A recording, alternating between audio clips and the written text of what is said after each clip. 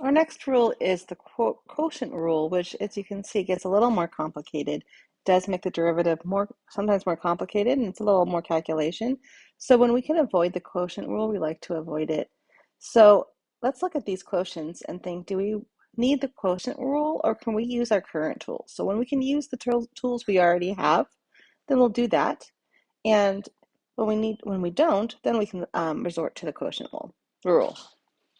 For 11a, let's see, can we use the tools we already have? To answer that question, we're going to simplify it first and see if we can manipulate the fraction to something that we already know how to work with. In this one, I see there's x's in every term. So I can take this and simplify it.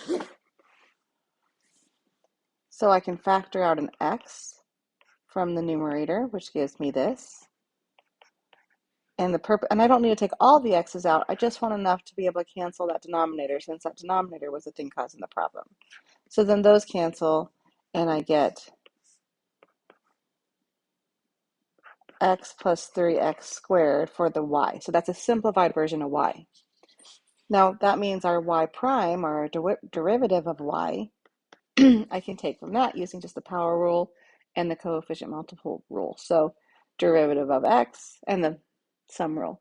So the derivative of x is 1. The derivative of 3x squared is 6x.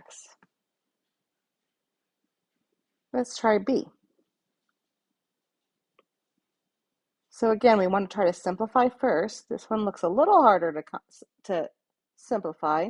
But this one, I want to, when I see a fraction like this and there's a plus sign, so in the numerator has terms,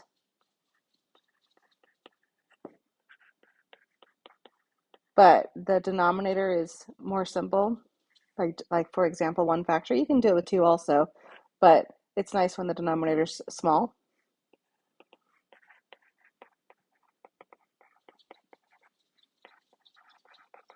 Then I can decompose the fraction.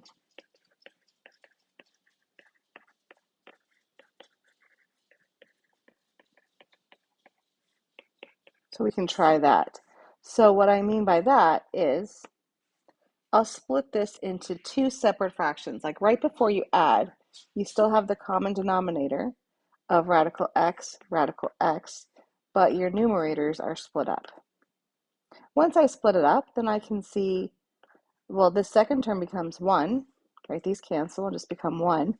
And then x over radical x, that's really like x to the, I can rewrite that as x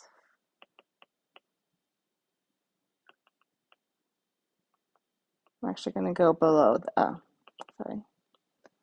below this line here so you can see it better. So x is x to the 1. Square root of x is, is really x to the 1/2. So I can rewrite that first term as x to the 1 minus 1/2. That's how I combine exponents through a quotient. So that becomes x to the 1/2, or square root of x.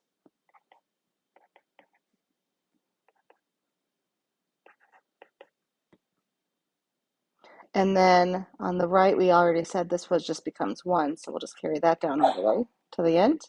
And now it's actually something I can work with. And in fact, you know what? I'm going to leave it in the power form because I'm going to use the power rule for that first term.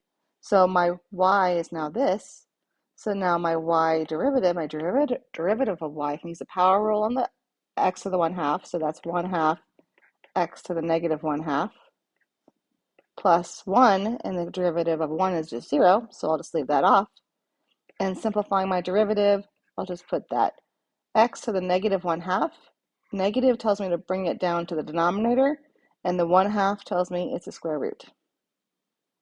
So I was able to do b without using the quotient rule and just using the product rule. I'm sorry, not just the product rule, a few rules, but by decomposing the fraction and then applying our tools we already have.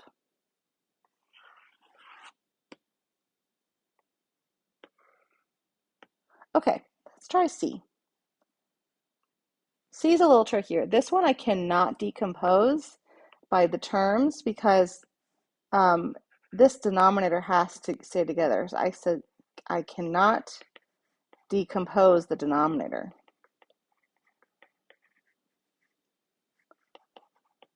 And then that also means I can't really cancel any of the x's because I have to have an x in every single term, right? If there's no x's in 3, so I can't cancel an x.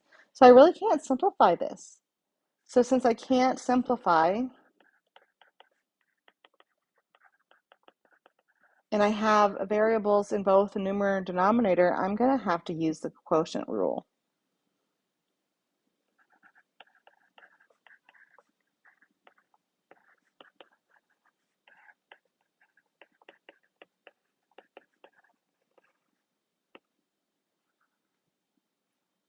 So problem 11 was just figuring out, do we really need that quotient rule, and when do I not need it?